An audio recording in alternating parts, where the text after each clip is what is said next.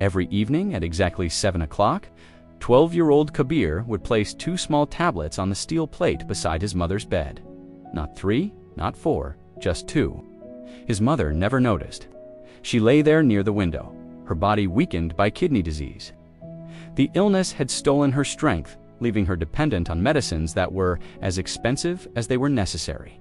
The doctor's instructions were clear: 2 tablets in the morning, 2 at night, and Kabir followed that rule most days. But on some days, rules had to be bent. Their small house felt like it was barely holding together, much like their family. The walls were cracked, the roof leaked, and their landlord would knock on the door every month like clockwork. "Rent is due," he'd say. Never rude, never kind, just firm. Kabir's father had passed away when he was only 8. Since then, the boy had learned numbers far earlier than other kids, not multiplication tables, but the brutal math of survival: medicine or rent, milk or electricity, a doctor's visit or food on the table. He never burdened his mother with these choices. Every night, as she swallowed the pills with a sip of water, she would smile at him. "You're a good boy," she'd say softly. "You remember my medicines better than I do." Kabir would just nod and look away. He knew if she discovered the truth, she'd stop taking them completely to save him the trouble. One afternoon, Kabir sat on the floor with an old notebook. He carefully wrote down the numbers, erasing them over and over. Rent, 1 month overdue medicines. Only 1 strip left. School fees, still pending.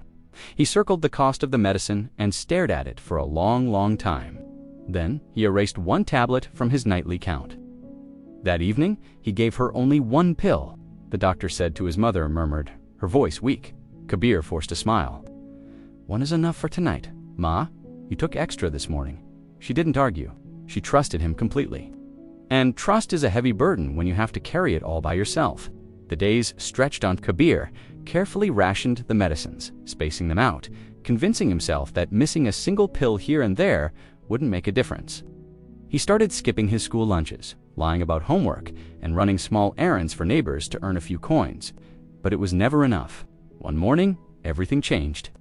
His mother collapsed as she tried to get out of bed. Kabir froze, pure terror seizing him. But then, instinct kicked in. He ran to the neighbor, screamed for help, and followed the ambulance to the hospital with legs that wouldn't stop shaking. At the hospital, the doctor frowned as he looked at the test results. "She hasn't been taking her medicines properly," he said, his tone serious. Kabir's throat went dry. "She has," he whispered. "I give them to her." The doctor turned to him. "How many tablets?" Kabir's small hands clenched into tight fists. "2, he lied.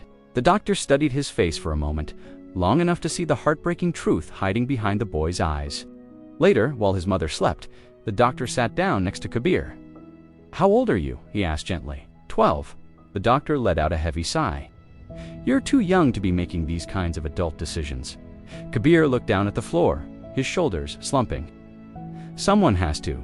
The tears he had held back for so long finally escaped, falling silently onto the cold hospital floor. "I didn't want her to stop the medicine," he choked out. "I just wanted the rent paid. If we lose the house, where will I take her?" The doctor placed a comforting hand on Kabir's shoulder. "Love shouldn't have to choose like this," he said softly. That evening, the landlord came to the hospital. The doctor had called him. Kabir stood nervously behind his mother's bed as the man cleared his throat. "I didn't know," the landlord said, his voice surprisingly gentle. "You never said anything, Kabir's." Mother looked from the landlord to her son, confused. Said what? Kabir couldn't bring himself to meet her eyes. The doctor spoke for him. "Your son has been acting like a parent," he explained, "and he's been paying the rent with medicine money." A heavy silence filled the room. His mother slowly turned to face him. "Is it true?" she asked, her voice trembling. "That was it," Kabir broke. "I didn't want you to worry," he cried. "I thought I could manage it. I thought I could fix everything." She pulled him into her arms, her hug weak but fierce. "Oh, my child," she whispered, her own tears soaking his hair. "You were never supposed to be this brave." The landlord cleared his throat again. "The rent can wait," he said. "Just focus on her health." That night, for the first time in weeks, Kabir placed 4 tablets on the steel plate. His mother noticed. She gave him a sad, knowing smile. "You don't have to carry the world alone anymore," she said. Kabir nodded, a wave of pure exhaustion washing over him. He had learned a hard lesson far too early, that poverty forces children to grow up by stealing pieces of their childhood. But he had also learned something else: that love doesn't always look like perfect care. Sometimes it looks like impossible choices made by very small hands. And sometimes, if you're lucky, those hands finally get the chance to rest. Thank you for watching. If this story touched you, please like and subscribe for more content that explores the depths of the human heart.